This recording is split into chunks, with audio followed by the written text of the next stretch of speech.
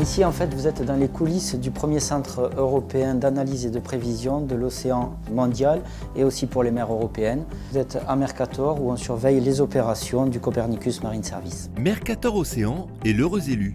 La société, cofondée par le CNES près de Toulouse au début des années 2000, vient d'obtenir la responsabilité du Copernicus Marine Service, un programme européen de surveillance des océans du globe. C'est pour développer l'émergence d'applications autour de l'observation de la Terre, essentiellement, donc pour rendre un service libre, gratuit, opérationnel, disponible en permanence pour tout le monde. Donc là, il y a différentes applications qui sont en train d'émerger, par exemple pour l'industrie offshore, pour le routage maritime, les bateaux qui utilisent les données d'analyse et de prévision pour choisir leur meilleure route, donc il y a un impact économique important.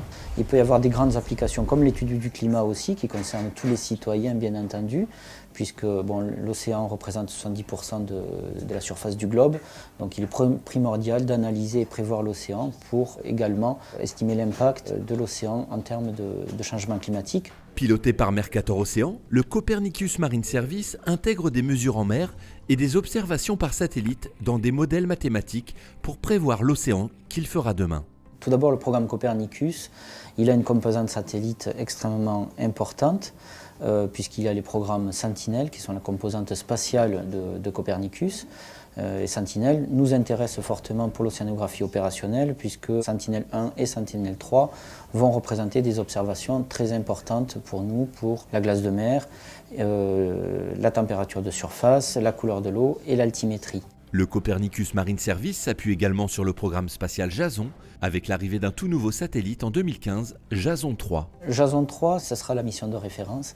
C'est très important parce que c'est l'altimétrie de haute précision, c'est-à-dire la mission de référence qui garantit une très grande précision de la mesure, qui nous permet notamment de faire des estimations de niveau moyen des océans avec une très grande précision sur la durée. L'Union européenne confie à Mercator une enveloppe de 144 millions d'euros pour mettre en place le Copernicus Marine Service.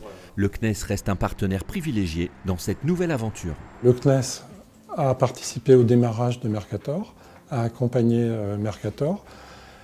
Il a laissé ensuite Mercator voler de ses propres ailes, qui sont maintenant des ailes européennes.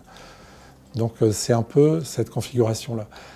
Par contre, le CNES a aussi un rôle de précurseur pour les futurs systèmes d'observation. Donc tout ce qui est avenir de l'altimétrie, en particulier au travers de missions comme SWOT, qui vont permettre d'imager l'altimétrie.